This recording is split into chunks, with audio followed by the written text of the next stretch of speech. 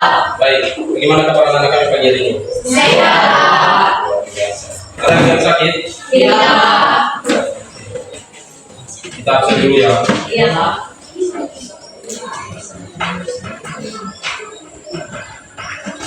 Kelas berapa? C.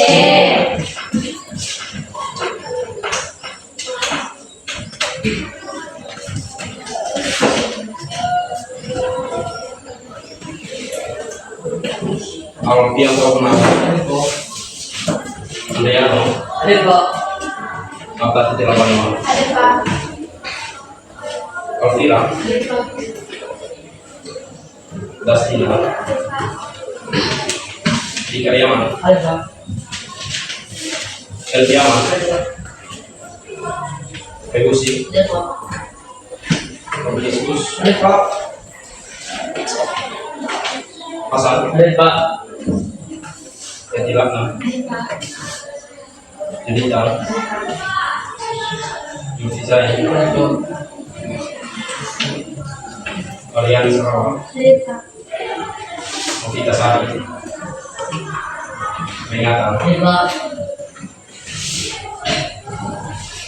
Selfie, Stefano, Tibatiso, Ada, Pak. Didi Lutfi, Masek. Ada yang belum disebut nama. Jadi, berarti hari semua ya. Materi kita minggu lalu apa? Sumpah. Masih ingat apa itu Sumpah Pemuda?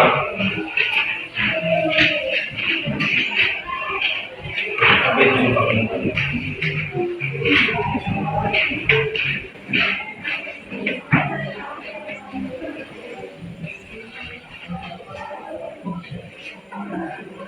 Ada yang tahu? Siapa? Ayo. Cowok cewek pun jadi. Siapa yang masih ingat apa itu Sumpah Pemuda? Firman, apa itu Sumpah Pemuda? Minggu lalu sudah kita bahas apa itu Sumpah Pemuda. Ini sudah minggu ketiga kita membahas materi Sumpah Pemuda. Apa itu Sumpah Pemuda? Ayo. Siapa? Tidak tahu. Tidak. Tidak. Apa? Ayo, jangan malu. Ya. Sumpah Pemuda merupakan tugas bagi bangsa Indonesia untuk menunjukkan sebuah negara yang memiliki identitas dan bukan dicintai pada masyarakat. Ya. Ada lagi jawaban yang lain? Ada lagi mungkin ada tanggapan dari anak-anak kami dari penjelasan kita minggu yang lalu yang berbeda dengan yang disampaikan oleh Alfira. Ada di belakang, musik. Ada.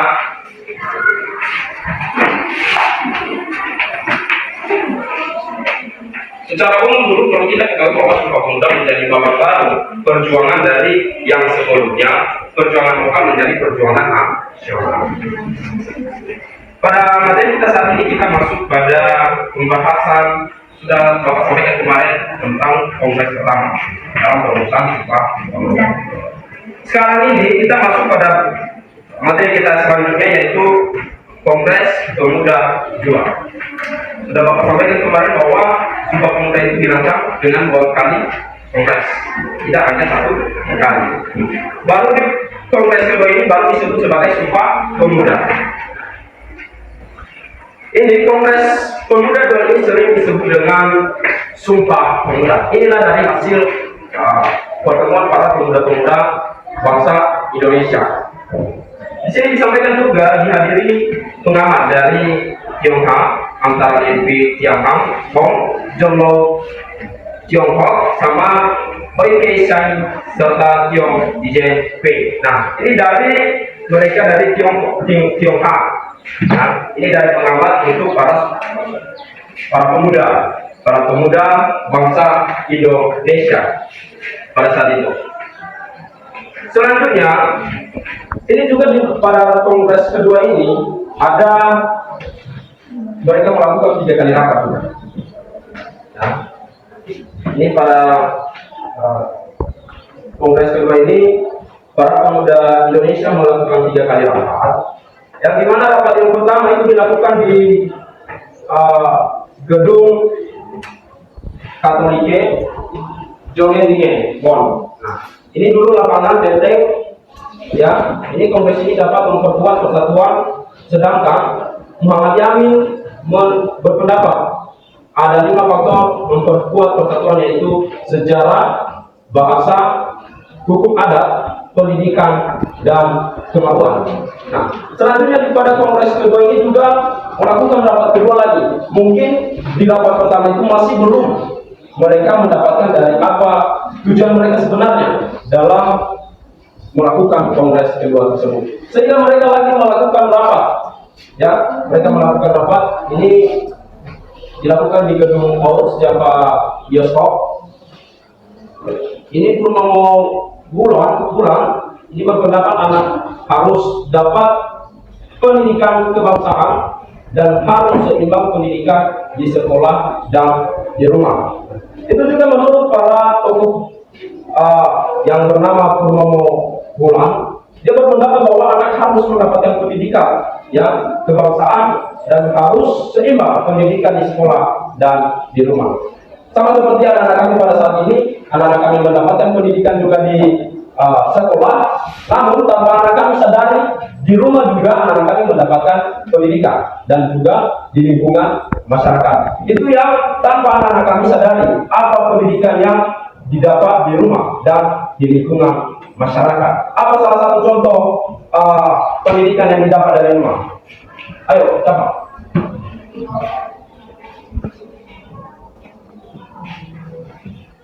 Siapa Sidika? Apa pendidikan yang didapat dari rumah?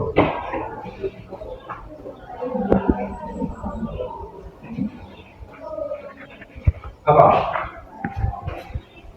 Ada mahasiswa? Apa pendidikan yang anak kami dapat dari rumah? Contohnya apa?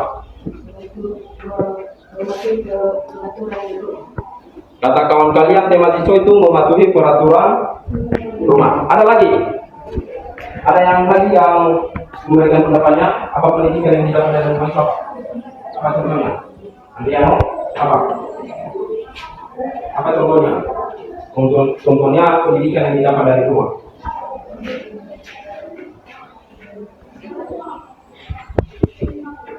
Apa?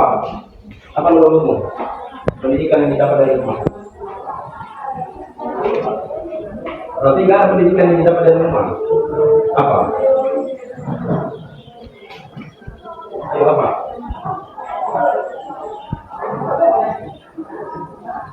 Salah satu contohnya yang disampaikan oleh teman kalian tadi, yaitu mematuhi peraturan di rumah.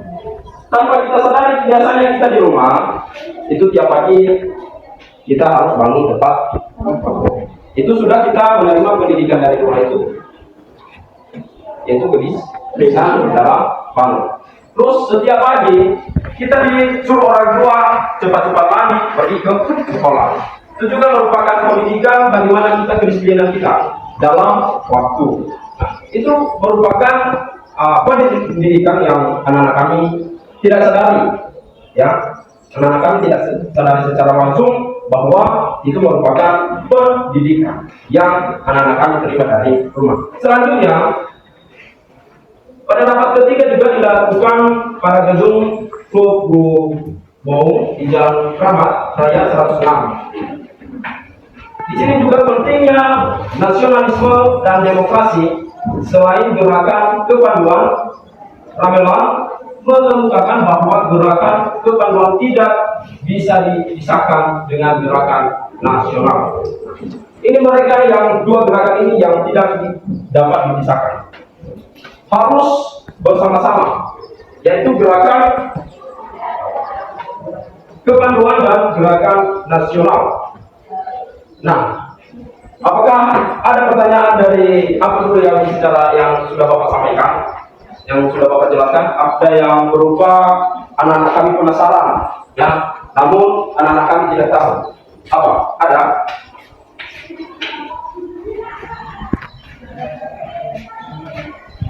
Mungkin anak-anak kami tadi sempat dengar kalimat ini, lalu tidak mengerti. Ada dari belakang.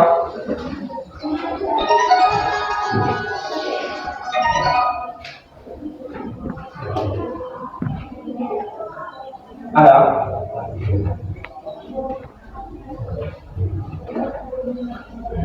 Baik, kalau tidak ada, kita seperti biasa kita membuat kelompok ya. Namun kali ini kita membuat 3 kelompok saja. 3 kelompok saja.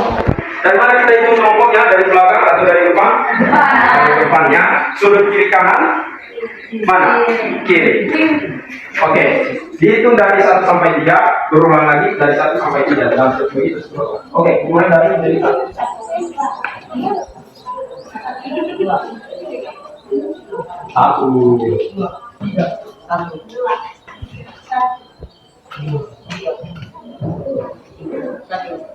Oke, pas ya. Mana kelompok 1? Mana nomor 1? Itu sebagai kelompok 1 ya. Udah tahu semua kawannya. Nah, nomor 2 tadi siapa? Lihat siapa kawannya ya. Sudah. Nomor 3. Tengok ini begini. Oke, silakan turun ke tangannya. Untuk kelompok 1, silakan lakukan meja juga di depan dulu untuk kelompok 1. Kelompok 1. Selanjutnya kelompok 2, silakan lakukan meja di sana juga. Dan kelompok 3 nanti di belakang. Silakan digabungkan meja sebanyak 3. Silakan disusun di sini.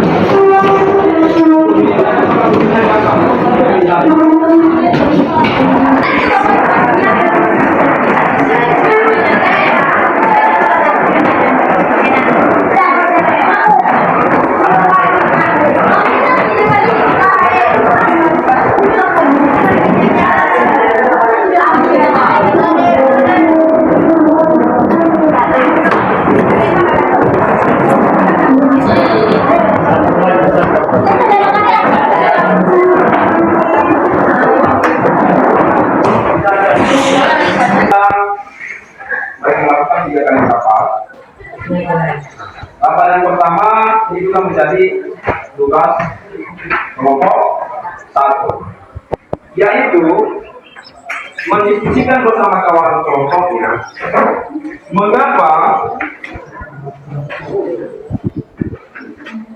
catat ya, ini beberapa pertanyaan yang akan kami diskusikan di kelompok 1. Mengapa sejarah dan bahasa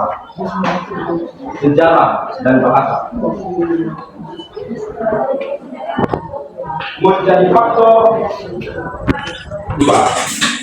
Untuk kelompok 2 juga sama juga pertanyaannya, mengapa hukum adat dan pendidikan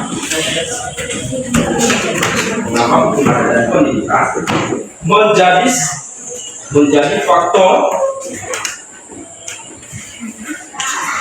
yang memperkuat persatuan.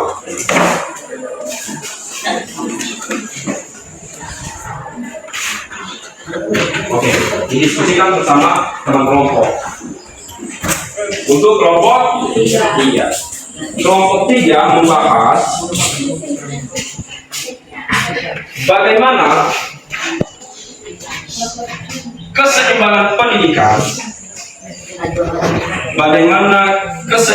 pendidikan di sekolah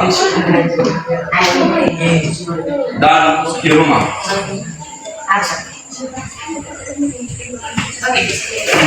30 menit. Setelah itu nanti setiap kelompok mempresentasikan dari hasil diskusinya setiap kelompok. Setiap kelompok menyerahkan nanti hasil diskusinya sama Bapak, dan ada juga bertinggal buat anak-anak kami. Diskusinya bisa dimulai dengan tanda kutip jangan disinggung, suaranya dikecilkan.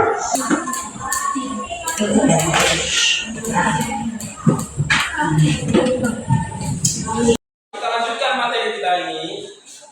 Tadi sudah tampil kelompok dan berdasarkan hasil dari anak-anak kami itu sudah bagus.